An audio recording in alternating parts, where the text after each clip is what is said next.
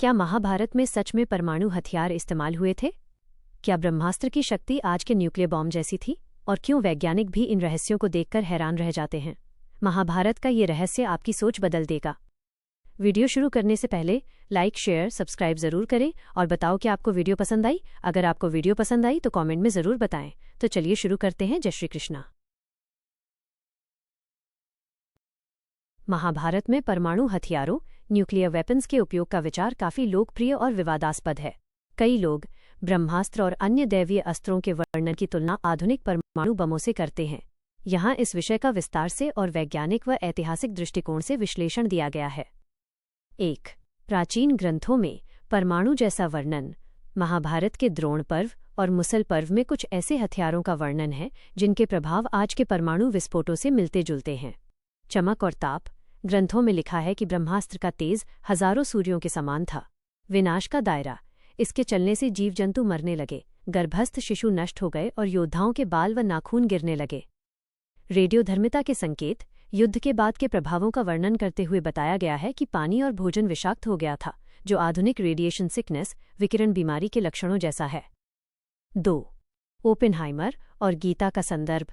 परमाणु बम के जनक माने जाने वाले रॉबर्ट ओपेनहाइमर ने जब 1945 में पहला परमाणु परीक्षण ट्रिनिटी टेस्ट देखा तो उन्हें भगवद गीता का वो श्लोक याद आया। दिवि सूर्य सहस्रस्य भवेद्युगपदुत्थिता यदि भाः सदृशी सा स्याद्भासस्तस्य महात्मनः। यदि आकाश में एक साथ 1000 सूर्य उदय हों तो वो उस परमात्मा के प्रकाश के सदृश होगा। जब उनसे पूछा गया कि क्या ये दुनिया का पहला परमाणु विस्फोट था तो उन्होंने रहस्यमयी ढंग से उत्तर दिया था, आधुनिक काल में हाँ। 3. वैज्ञानिक और पुरातात्विक साक्ष्य कंट्रोवर्सीज। इस थ्योरी को बल देने के लिए अक्सर 2 उदाहरण दिए जाते हैं, हालांकि वैज्ञानिक समुदाय में इन्हें लेकर मतभेद हैं। मोहनजोदड़ो के साक्ष्य। कुछ शोधकर्ताओं का दावा है कि सिंधु घाटी सभ्यता के स्थलों पर ऐसे नरकंकाल मिले हैं जिनके शरीर में रेडियोधर्मिता रेडियो एक्टिविटी का स्तर सामान्य से कहीं अधिक था। साथ ही वहां की दीवारें विट्रीफाइड कांच की तरह पिघली हुई पाई गईं, जो केवल अत्यधिक उच्च तापमान पर संभव है। लोनार झील, महाराष्ट्र। कुछ लोग मानते हैं कि यह गड्ढा किसी उल्कापिंड से नहीं बल्कि प्राचीन परमाणु प्रहार से बना था, हालांकि भूवैज्ञानिक इसे उल्कापिंड का ही प्रभाव मानते हैं। 4. क्या ये सच है या कल्पना? इस विषय पर 2 मुख्य विचारधाराएं हैं। 1. अति प्राचीन तकनीक एंशिएंट एलियंस टेक थ्योरी। समर्थकों का मानना है कि प्राचीन भारतीय सभ्यता तकनीकी रूप से हमसे कहीं अधिक उन्नत थी और वे ऊर्जा के सूक्ष्म स्तरों परमाणु ऊर्जा को नियंत्रित करना जानते थे। 2. साहित्यिक रूपक लिटरेरी मेटाफॉर। इतिहासकारों का तर्क है कि प्राचीन कवियों ने युद्ध की विभीषणता को दर्शाने के लिए अतिशयोक्ति हाइपरबोले का प्रयोग किया होगा। ब्रह्मास्त्र मानसिक एकाग्रता और मंत्रों से चलने वाला अस्त्र बताया गया है, न कि किसी मशीन या यूरेनियम से।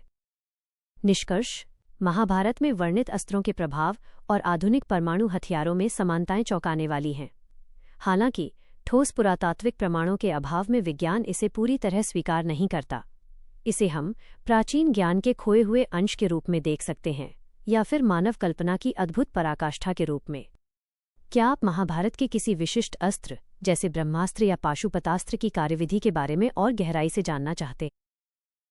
महाभारत के युद्ध में योद्धाओं के पास न केवल शारीरिक कौशल था बल्कि उनके पास विशिष्ट दिव्यास्त्र भी थे जो देवताओं के आशीर्वाद से प्राप्त किए गए थे। यहाँ मुख्य योद्धाओं और उनके प्रमुख शस्त्रों की सूची दी गई है। 1. श्री कृष्ण सुदर्शन चक्र। ये भगवान विष्णु का अचूक अस्त्र है। यह लक्ष्य को भेदकर वापस लौट आता है। कौमोदकी गदा। श्री कृष्ण की दिव्य गदा। पांचजन्य शंख, जिसकी ध्वनि अधर्मियों के मन में भय पैदा करती थी। सारंग धनुष। श्री कृष्ण का दिव्य धनुष। 2. अर्जुन गांडीवधारी। गांडीव धनुष।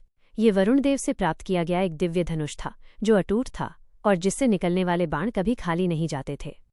पाशुपतास्त्र। भगवान शिव से प्राप्त किया गया सबसे शक्तिशाली अस्त्र। अक्षय तूणीर। अग्निदेव द्वारा दिया गया ऐसा बाण तरकश जिसके बाण कभी खत्म नहीं होते थे।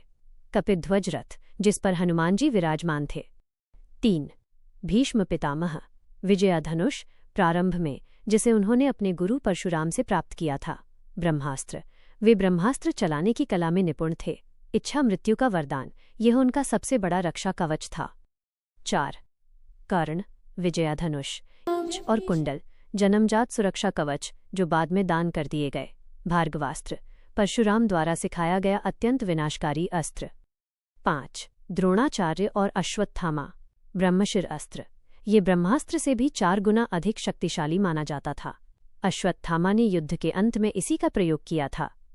नारायणास्त्र। द्रोणाचार्य के पास ये अस्त्र था जिसे केवल समर्पण करके ही शांत किया जा सकता था। 6. भीम और दुर्योधन गदा। दोनों ही गदा युद्ध में माहिर थे। भीम की गदा का वजन और प्रहार बिजली की तरह माना जाता था। 7. युधिष्ठिर शक्ति भाला। युधिष्ठिर भाला चलाने में निपुण थे। उन्होंने इसी से मद्र नरेश शल्य का वध किया था। प्रमुख दिव्य अस्त्रों की विशेषताएं। अस्त्र। देवता। विशेषता। ब्रह्मास्त्र। ब्रह्मा पूरे ब्रह्मांड को नष्ट करने की क्षमता। नारायणास्त्र। विष्णु लाखों बाणों की वर्षा जो प्रतिरोध करने पर और बढ़ती थी। पाशुपतास्त्र। शिव मन आंख या शब्द से चलाया जाने वाला विनाशकारी अस्त्र। अग्नेयास्त्र। अग्नि भयंकर आग और ताप उत्पन्न करने वाला। वायव्यास्त्र। वायु भयंकर तूफान और चक्रवात लाने वाला।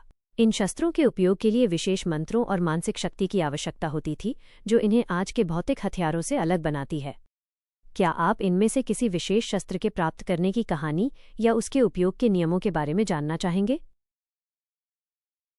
अगर वीडियो पसंद आई तो लाइक शेयर सब्सक्राइब जरूर करें और कमेंट में बताओ जय श्री कृष्णा।